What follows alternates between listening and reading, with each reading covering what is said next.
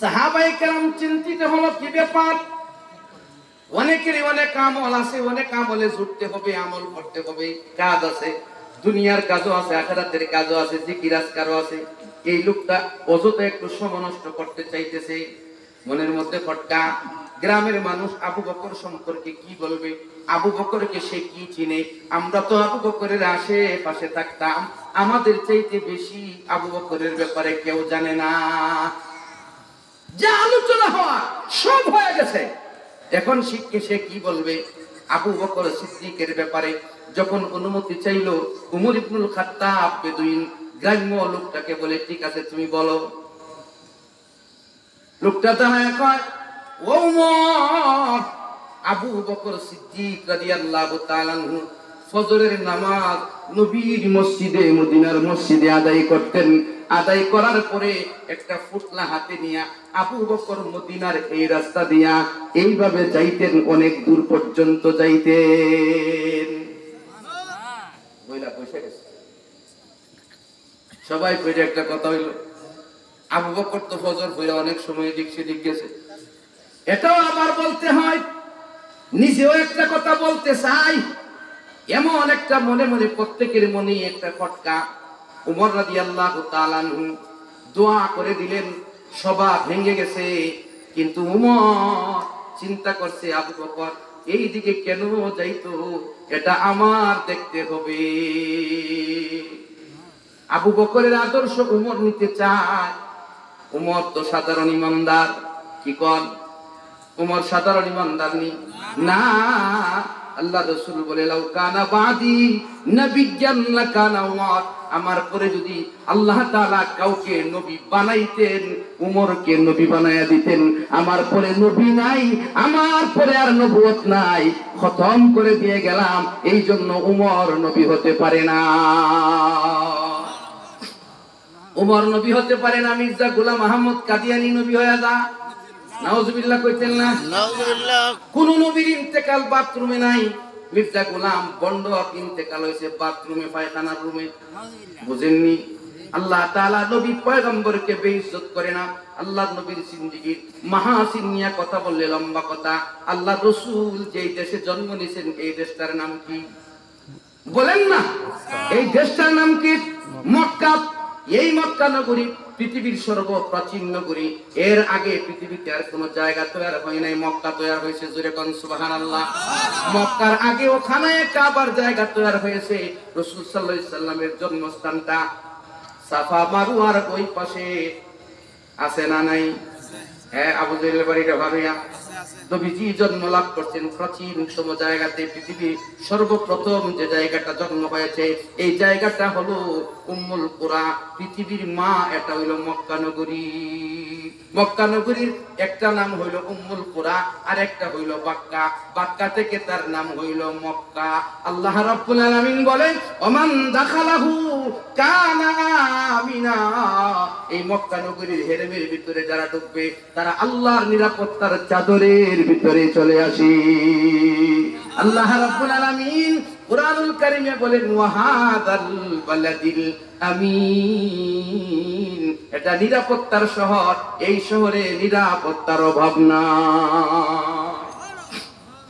রাসূল যেই শহরে জন্ম নিয়েছেন, নিরাপদ নগরী, ঠিক না বেঠিক? রাসূলের আব্বার নাম হলো আব্দুল্লাহ। আব্দুল্লাহ অর্থ হলো আল্লাহর গোলাম। রাসূলের আব্বা ছাড়াও আরো 11 জন ভাই ছিল। এদের নামের মধ্যে কারো নাম এত সুন্দর নাম নাই। জোরে কোন ঠিক কিনা? লম্বা কথা, প্রত্যেকের নাম কোনো না কোনো দিক থেকে আব্দুল্লাহ নামের চেয়ে নিচে। আব্দুল্লাহ নামটা আল্লাহর পয়গম্বরের আব্বার জন্য আল্লাহর পক্ষ থেকে নির্ধারণ করা। নবীজির মায়ের নাম আমিনা। আমিনা অর্থ হলো নিরাপত্তা দানকারিণী। গোটা পৃথিবীর হেদায়েতের জন্য যিনি আলো নিয়ে আসছেন, কুরআন নিয়ে আসছেন, হেদায়েত নিয়ে আসছেন, ওই পয়গম্বরকে পেটের মধ্যে নিরাপদে ধারণ করেছে আমিনা। যাক, ওদিকে যাইব না। নবীজি সাল্লাল্লাহু আলাইহি সাল্লামের মায়ের দিক থেকে এই সিরাত ইবনে হিশামের মধ্যে লেখে, নবীর মায়ের দিক থেকে 500 নারীর জিন্দেগি তালাশ করছে এই সিরাত ইবনে হিশামের লেখক। কোন নারীর জিন্দেগিতে জিনা বেবিচার নাই, গার্লফ্রেন্ড বয়ফ্রেন্ডের আপা আপি না। বুঝেননি আমার কথা? আমরা আমরার মায়ের ব্যাপারে গ্যারান্টি দিতে পারতাম না, তবে আমরা আশাবাদী। নারীর ব্যাপারে তো প্রশ্নই আসে না, নারীর মার ব্যাপারে তো আরো প্রশ্ন আসে না, কিন্তু আল্লাহ রসুলের মা, মার পরে নানি, নানির পরে নানির মা, এইভাবে 500 মহিলার জিন্দেগি তালাশ করছে। সিরতি ইবনে হিশাম ওয়ালা বলে আল্লাহ রসুলের জন্মটা এমন পবিত্র নারীদের মধ্যে আল্লাহ দান করেছেন যেই মহিলাদের 500 মহিলার কোন মহিলার জিন্দেগিতে জিনা ব্যভিচার নাই, অবৈধ সম্পর্ক না। ইনি হলেন মুস্তাফা। মুস্তাফা অর্থ নির্বাচিত। রসুল যেমন নির্বাচিত, রসুলের মায়ের দিক থেকে বংশটা নির্বাচিত। রসুলের আব্বার দিক থেকে তাকায় দেখেন, সিরত ইবনে হিশামে লেখে আল্লাহ রসুলের আব্বার নাম আব্দুল্লাহ। আব্দুল্লাহ জীবনে কোনোদিন মূর্তির সামনে মাথা নত করে নাই। আব্দুল্লাহর বাপ মূর্তির সামনে মাথা নত করে নাই। এমন করে করে একবারে ইব্রাহিম খলিলুল্লাহ পর্যন্ত, ইব্রাহিম খলিলুল্লাহর পরে আদম আলাইহিস সালাম পর্যন্ত কোন পুরুষের জিন্দেগিতে রসুলের বাবার দিক থেকে জিনা ব্যভিচার না। কি ভাবছেন? যা আবু বকর সিদ্দিক এই রাস্তায় যাইতো, এই কথা শুনে উমর দোয়া করে শেষ করেছে, মিটিং শেষ। কিন্তু উমর ফজরের নামাজ পড়ার আগে স্ত্রীকে তাহাজ্জুদের সময় ডাকা বলে, স্ত্রী নরম রুটি বানাও আর হালুয়া তৈরি করো। আমরার বউরে যদি তাহাজ্জুদের সময় কয় নরম রুটি বানাও আর হালুয়া তৈরি করো, দিবনি?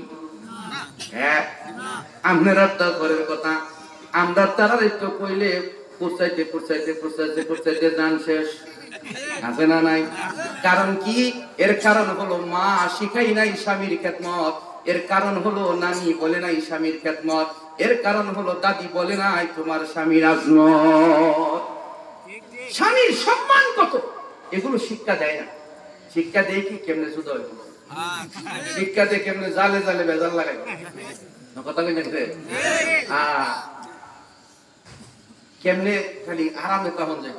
কোন রকম জামাই যদি 50,000 রুজি করতে ইহান যুদ্ধ কান্দা দেখে আছে কম বেড়ে বাসন কিনলি গেল। আমি যুদ্ধ কান্দে এলে আমার গ্যাস্ট্রিকের ট্যাবলেট লাগে, আমার শরীরে আলাদা বাড়াতে, কিন্তু ইহানো থাকে আমার কাজ আমি করতে না, করতে হেনি থাকলো। বাস্তব কথা বলতেছি, দিনের কথা বলতেছি। শহরে বুঝি আরাম, বুড়ার ডিম। শহরে আরাম হইলে আমি ঢাকা শহরে থাকতে পারতাম, সেই ব্যবস্থা আমার ছিল, খুব সহজভাবে ছিল। কিন্তু আমি দেখি না শহরে আমার আরাম, আরাম গ্রাম ওই জোরে কোন, ঠিক কিনা? ও বন্ধুরা আমার, উমর স্ত্রীকে বলছে রুটি বানাও, নরম রুটি আর হালুয়া তৈরি করো। উমর ইবনুল খাত্তাব গেলেন মসজিদে নববীতে নামাজ পড়াইতে, কারণ উমর হইল খলিফা আবু বকরের জোরে কোন, ঠিক কিনা? আবু বকর সিদ্দিকের আমল কি উমর যাচাই করে দেখতে চাই। এই জন্য উমর ফজরের নামাজ পড়ে তাসবিহ পড়তে পড়তে ঘরে আইসা স্ত্রীকে বলে, রুটি বানাই শুনি, হালুয়া বানাই শুনি, কো বানাইছি, পুটলাটা দেও।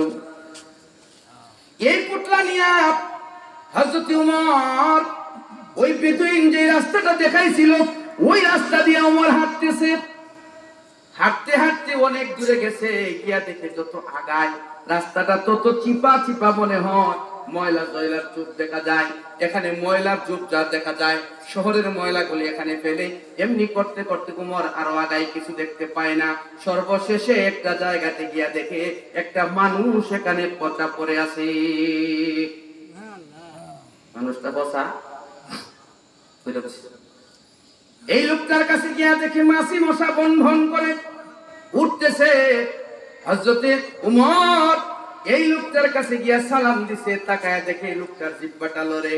সুবহানাল্লাহ। লোকটা পচন ধরে গেছে, শরীরে পোকামাকড় পড়ে গেছে, মশা মাছি উঠতেছে, কিন্তু এই ময়লার এলাকাতে লোকটার জিহ্বাটা লড়ে।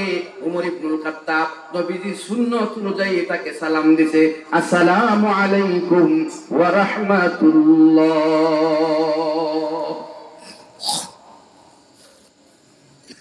লোকটা সালামের উত্তর দিছে, দেওয়ার পরে কয়, আপনি আসছেন, এতক্ষণে দেরি করে ফেলেছেন। উমর ইবনুল খাত্তাব কিছু বলে না, উমর চিন্তা করতেছে এই পচা লোকটার খেদমতের জন্য বুঝি আবু বকর প্রতিদিন আসতো।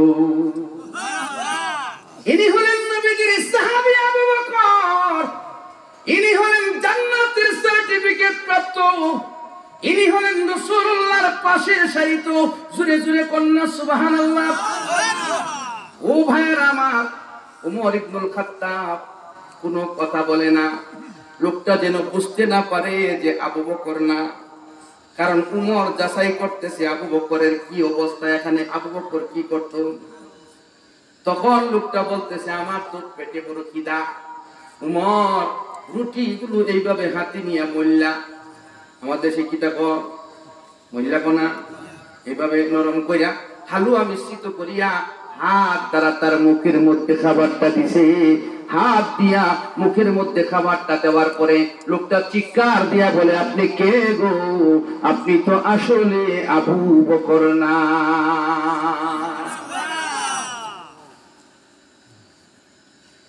উনি কিছু বলে না, উমর কিছু কয় না, কিন্তু লোকটা আবার বলতেছে খেদমত করতে জানেন না, কেন আসলেন খেদমত করতে? উমর চোখের পানি ছেড়ে ছেড়ে কান্দে আর বলে, আবু বকর কেমনে খেদমত করতো রে, আমার তো জানা নাই, এখন তো আমি ধরা খায়া গেলাম। উমর বলে, আমি আবু বকর না, আমি হইলাম উমর ইবনুল খাত্তাব। লোকটাকে বলে, ভাই আবু বকর আপনাকে কেমনে খাবার দিত? লোকটা ডাইকা বলে, আবু বকর আমাকে খাবার দেওয়ার জন্য রুটিটা মুখের ভিতরে, হালুয়াটা মুখের ভিতরে নিয়ে চাবাইতো, চাবাইয়া গুলি বানাইয়া নরম করে জিহ্বার আগা দিয়ে আমার মুখের ভিতরে ঢুকাইয়া দিত, আর আমি আরামসে তার জিহ্বা থেকে চুষণ দিয়া খাবারটা নিয়ে যাইতাম, কষ্ট পাইতাম না। তুমি যে খাবারটা দিছো এটা শক্ত লাগে, আমি কষ্ট রোগী, আমার মুখটা পচে গেছে, আমি মুখে এগুলো বরদাস্ত করতে পারি না। তবে তুমি বলো আবু বকর কোথায়? আবু বকরের কি হলো? খলিফাতুল মুসলিমিন উমর রাদিয়াল্লাহু তাআলা আনহু চোখের পানি ছেড়ে কান্দে আর বলে, আবু বকর কোন দিক থেকে তোমার সমান হতে পারলাম না, তোমার আগেও যাইতে পারলাম না। আমার মা আমাকে জন্ম দিয়েছে, তোমার মাও তোমাকে জন্ম দিয়েছে, কিন্তু আবু বকরের মায়ের জন্ম সার্থক, আমি উমরের মায়ের জন্ম আবু বকরের মায়ের মতো সার্থক হতে পারে না। উমর চোখের পানি ছেড়ে কান্দে আর বলে, বন্ধু আসলে তো আমার জানা ছিল না তোমার খেদমতের পদ্ধতিটা কি, তবে তুমি শুনো, কিয়ামত পর্যন্ত আর আবু বকর আসবে না। লোকটা ডাইকা বলে, আমার আবু বকরের কি হয়েছে বলো? উমর বলে, আবু বকর চিরদিনের জন্য বিদায় হয়ে গেছে। এই পচা লোকটা বলতেছে, আমার আবু বকর নাই, আমার সেবা খেদমত করার লোক আর দুনিয়াতে নাই। ঐতিহাসিক বিদ্বান প্রমাণ করেছেন আবু বকর রাসূলের সাথে, আবু বকর নবীর সাহাবী, মানুষের খেদমত কিভাবে করেছেন। শুধু তারা জান্নাতের সার্টিফিকেট পাইয়া অহংকারী হয় নাই, জান্নাতের সার্টিফিকেট পাইয়া তারা নিজেদের আত্মগর্বে লিপ্ত হয় নাই, নিজেদেরকে বড় সাহাবী প্রমাণ করতে চাই নাই, তারা নিজেদেরকে বড় খাদেমে খালুক বানাইতে চায়। उल्फत में तेरे वैसी ने